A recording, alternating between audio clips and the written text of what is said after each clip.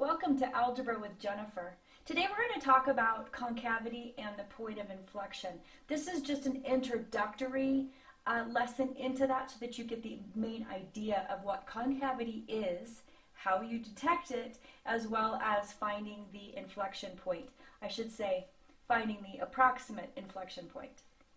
Taking a look at this first example, I have two sections to the graph. On the left side, this is called concave down. It's concave down because on the left, as my graph starts, my y values are increasing and then they start to decrease. That means this portion here is called concave down.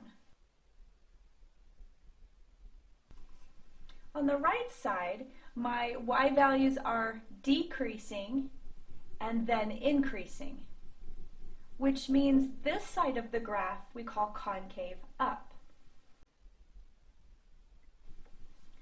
So if I have a concave down and then up situation, I have to have a point in the middle where it changes over from one to the other.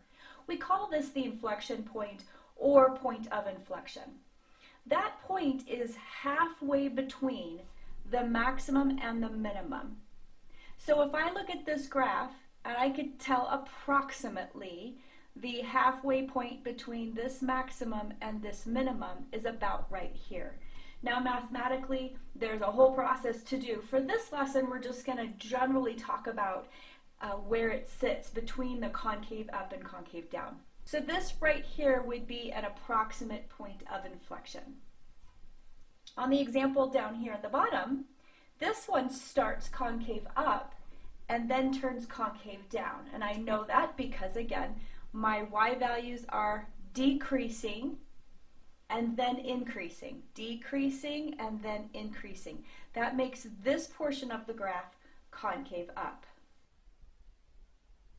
And then the inflection point is in the middle between the relative minimum and the relative maximum. It's about, visually here, it's about right here in the middle. So this would be the point of inflection.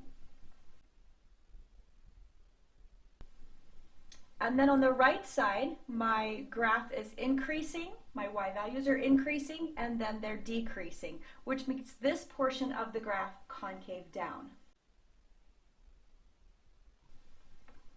In this example, we're going to include the intervals of where it is concave up and down.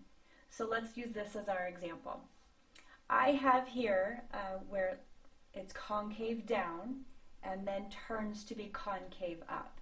So in between those, we have that inflection point. So to find the inflection point here is actually relatively easy because my maximum and my minimum are 4 units apart. So 1, 2, 3, 4. Well, half of 4 is 2. So I know my inflection point's going to be right about here. So this point of inflection would be the coordinate approximately 1, -1. Let's now do where the graph is concave down, and I'm going to write this in interval notation. So I look at this graph and I see an arrow, which always means infinity. So this graph is going to -infinity on the x and -infinity on the y. That's the direction that the graph is going. Interval notation, as you may recall, you only use x values to describe what's happening on the graph. So this graph is concave down from -infinity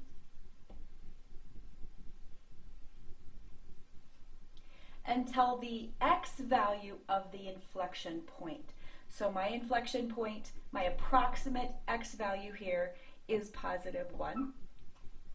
So I am concave down from -infinity until 1, and then I'm concave up from 1 until the arrow again means infinity, until +infinity. Here's my last example. This is the graph I've chosen to use. We're going to first look for the approximate inflection point. So again, you look at where my graph changed from concave up until concave down. So the approximate point of inflection would be the midway between the relative minimum and the relative maximum. So this is a maximum at 2 and a minimum at -2. So halfway would be between that would be 0, and it looks like it crosses here at 1. So my approximate point of inflection is 1, 0, right here. So concave down. Well, concave down is actually the second half of the graph, so I'm going to do concave up first. Concave up is the side of the graph, up like a cup. I see an arrow up here, which means we start at -infinity, and it's concave up until the x value of the inflection point, which is 1.